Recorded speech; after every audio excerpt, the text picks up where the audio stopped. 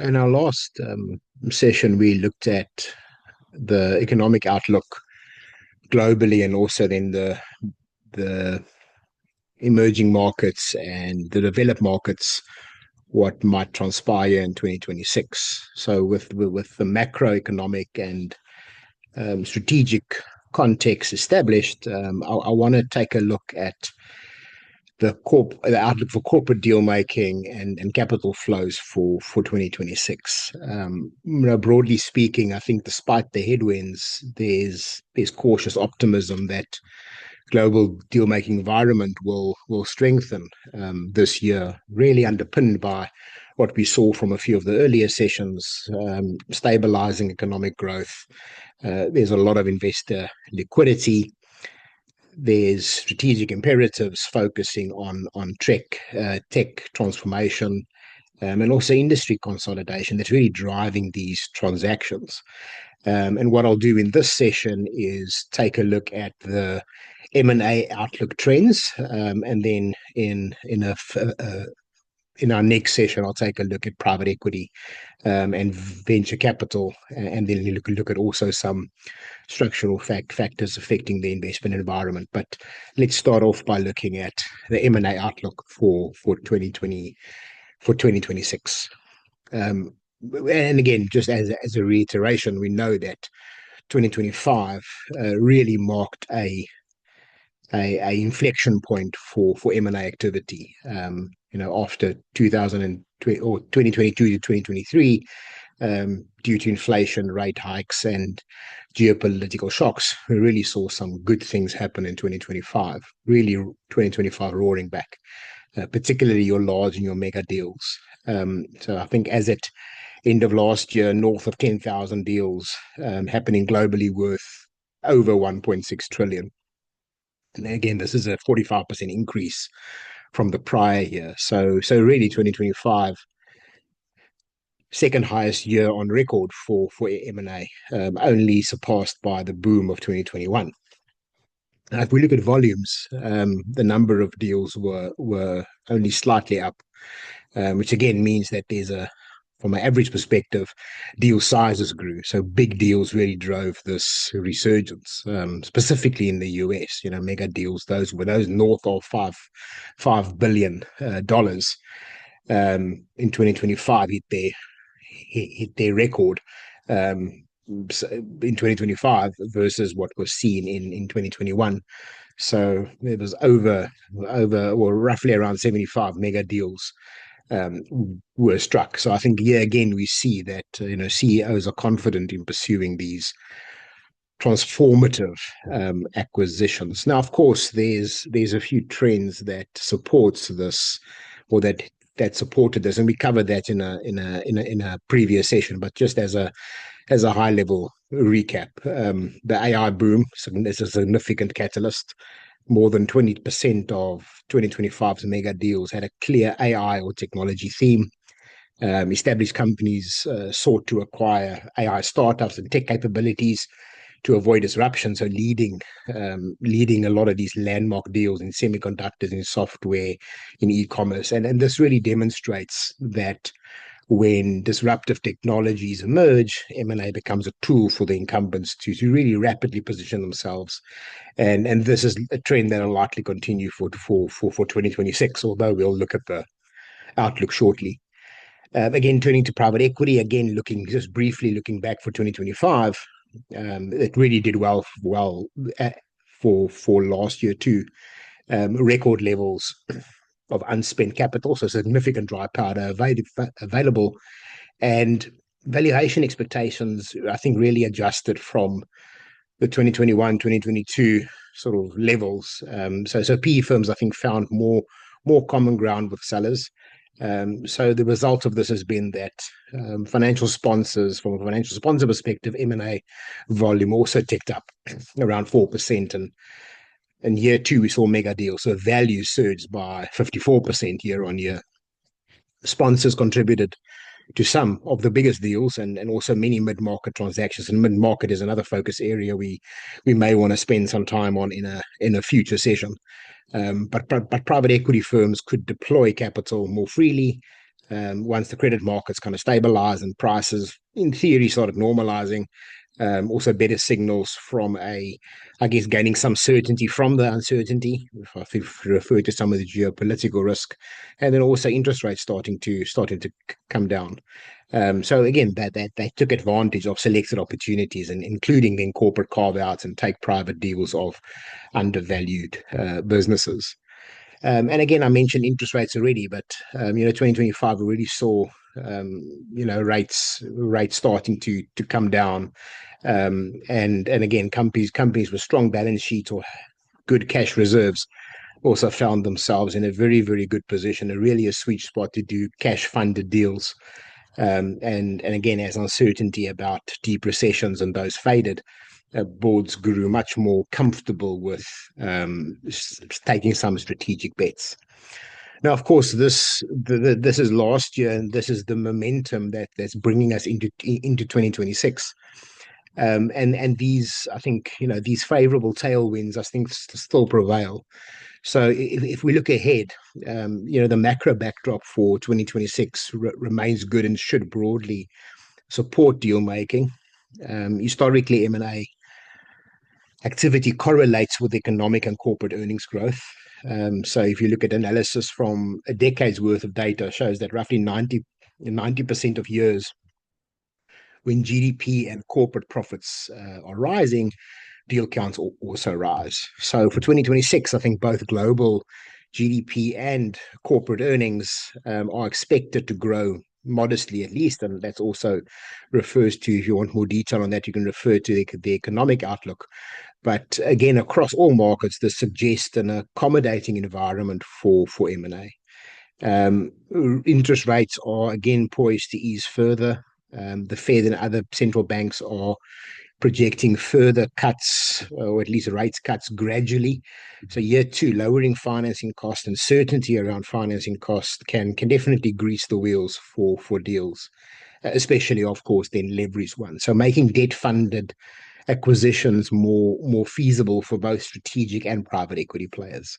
Again, if you look at the S&P's global M&A sentiment index, it's signaling a continued recovery, and interest rates easing, private equity buyers become more attractive, and election results, which again, that also refers to an earlier session where we talk about some globally, some elections taking place where you're again feeding into the geopolitical uncertainty, but as those start creating some certainty, also conducive to the environment. If we also go back to the mention of elections in the US, for example, but I think since about 2024, there were a few elections that created some certainty in certain environments, India, etc. So often they're definitely things also being looked at. But again, as soon as these starts becoming entrenched, CEOs are becoming, and boards are becoming more confident to pursue deals once policy directions are really clear. Now, this being said, I think what's also interesting to look at is your favorable sectors or deal drivers that is anticipated to become or be a focus area for 2026. And I think probably top of the list remains technology and digital infrastructure. So tech M&A will remain robust, spanning quite a broad spectrum of software, cybersecurity, fintechs, digital infrastructure. So this includes data centers and networks, etc. And with digitization only accelerating in every year, deal makers are looking to acquire, or corporates are looking to acquire tech firms to upgrade their capability. So again, this big focus on capability build. So we might see more cross-sector tech deals. So again, you could see industrial companies buying AI firms to embed AI in manufacturing, or banks buying fintech startups, chip industry consolidations happening, also as geopolitical forces push for scale and self-sufficiency in the semiconductor market. So more of that happening. Health and life science, I think 2025 already saw a record activity in healthcare. I think medtech deals totaled about 93 billion to the end of 2025. And again, this is the highest in over a decade.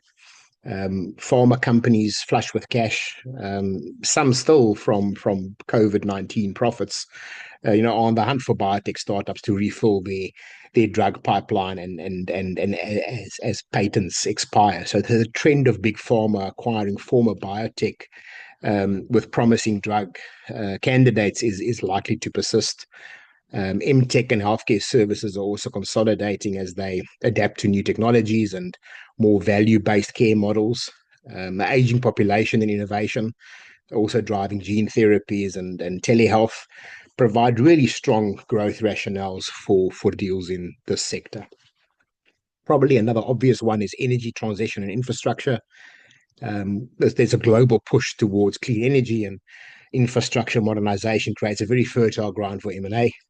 Renewable energy developers, battery manufacturers, EV charging networks, many are scaling up or seeking capital, and your larger players, and this includes your oil and gas majors, repositioning themselves for a low carbon future, or acquirers in the space.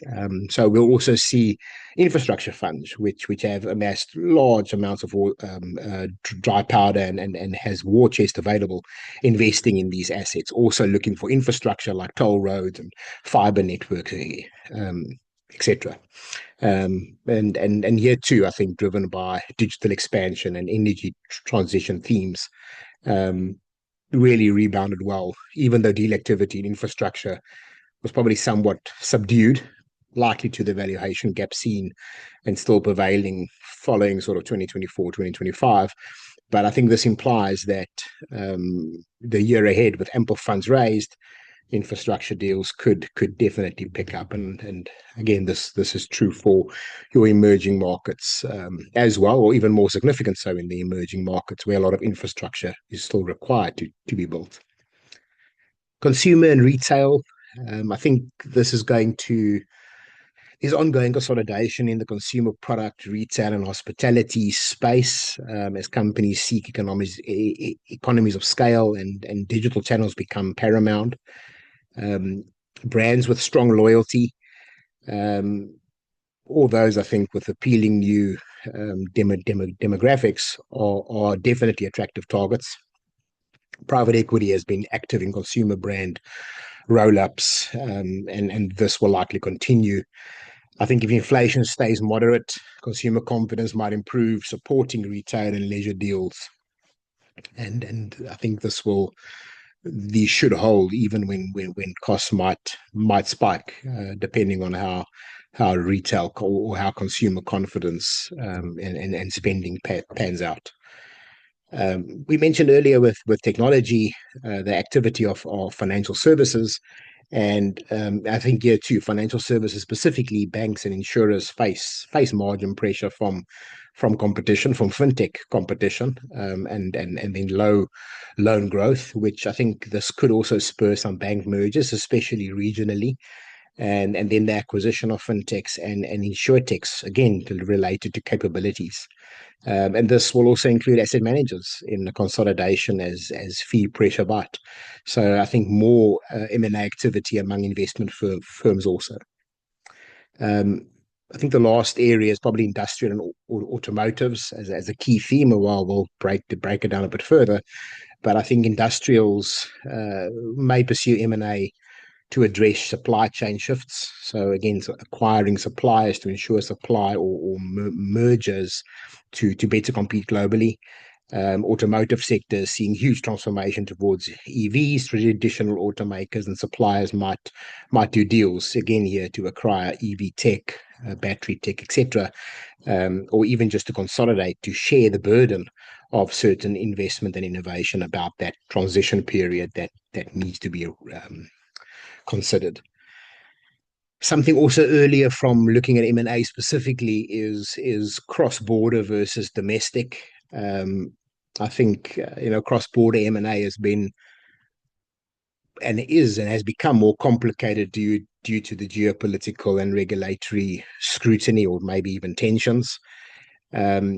Chinese outbound M&A has dwindled for political and capital control reasons, and Western deals in certain countries, obviously like Russia, is off low limits, and a lot of others remain under a sanctioning regime. And again, so those are non-existent. However, I think friendly cross-border deals will definitely go on. So you're talking about US, Europe, intra-Europe, Japan, and the West, and increasingly intra-Asia or South Asia, and hopefully more um, uh, Middle East and Africa as well. Um, so I think year two we may see more of the South M&A happening. So companies from India, Middle East, Latin America, Africa, investing in each other's markets as they grow in confidence, and also as Western firms,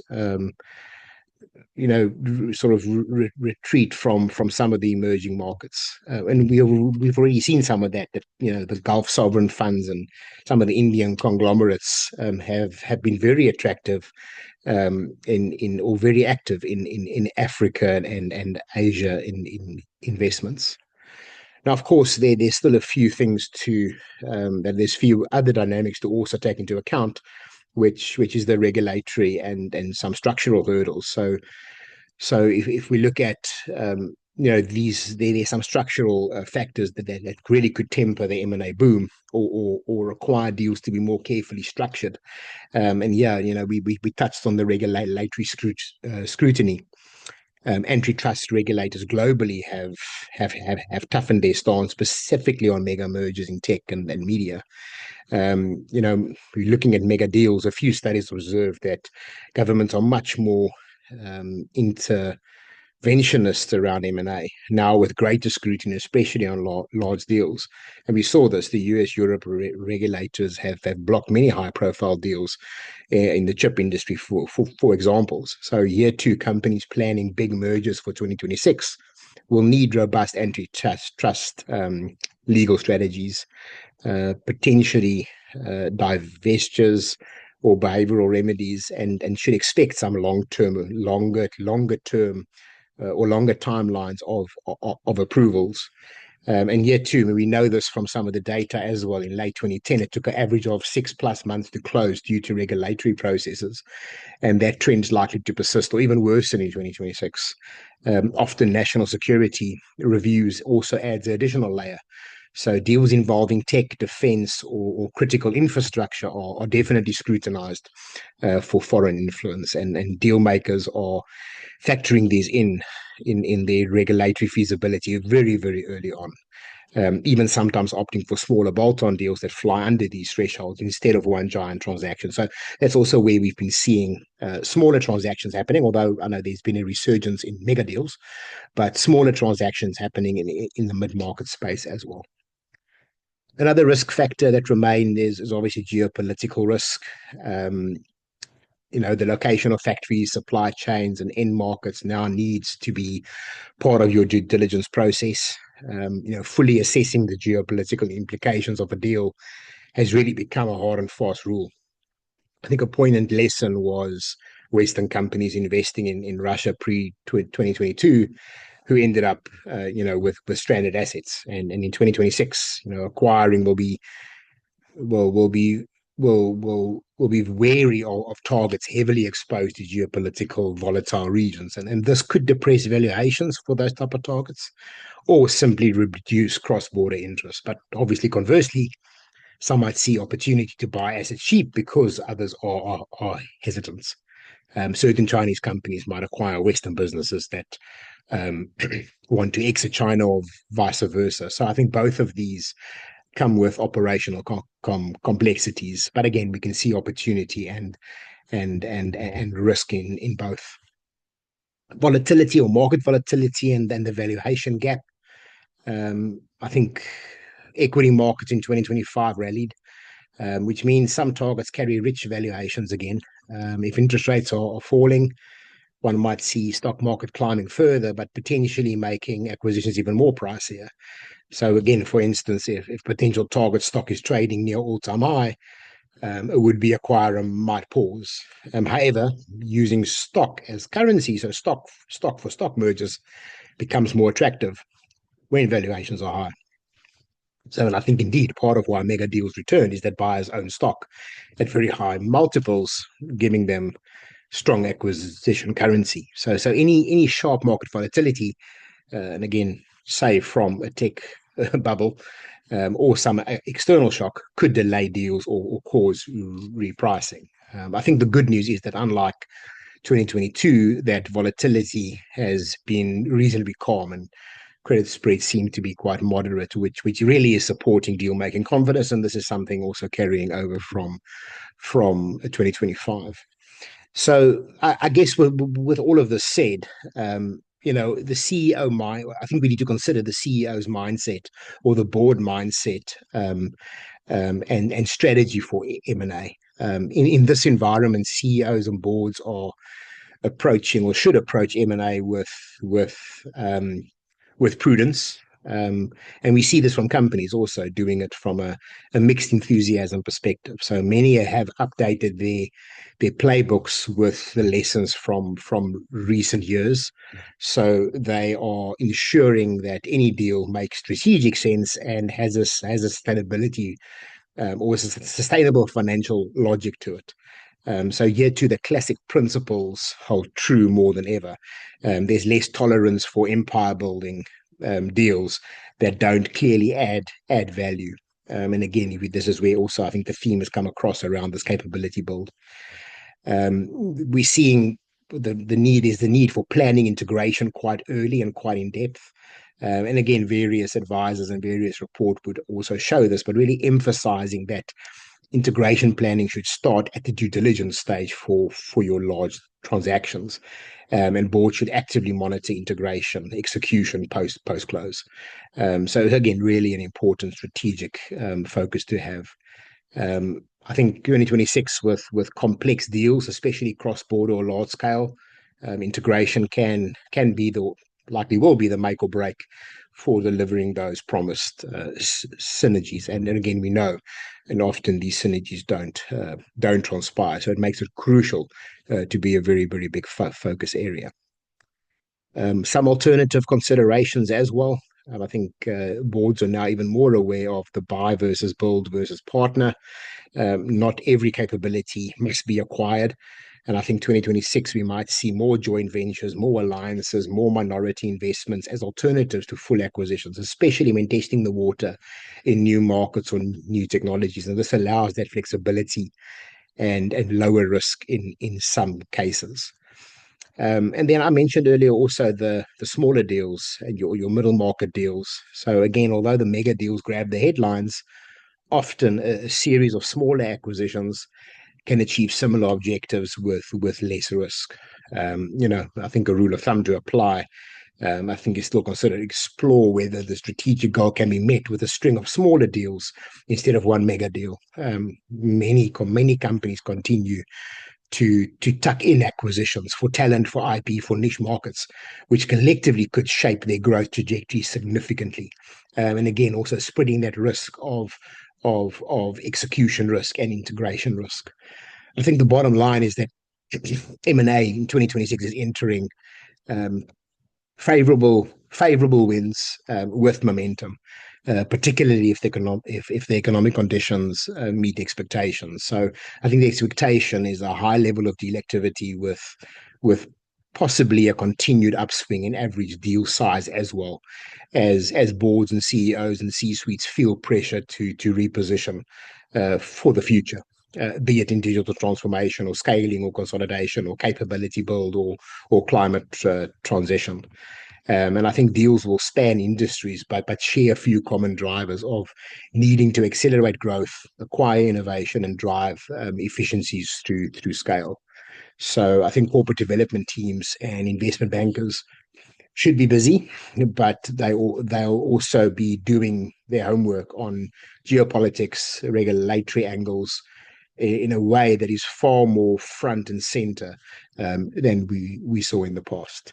Thanks for listening on the outlook for M&A and what themes are emerging and what to focus on.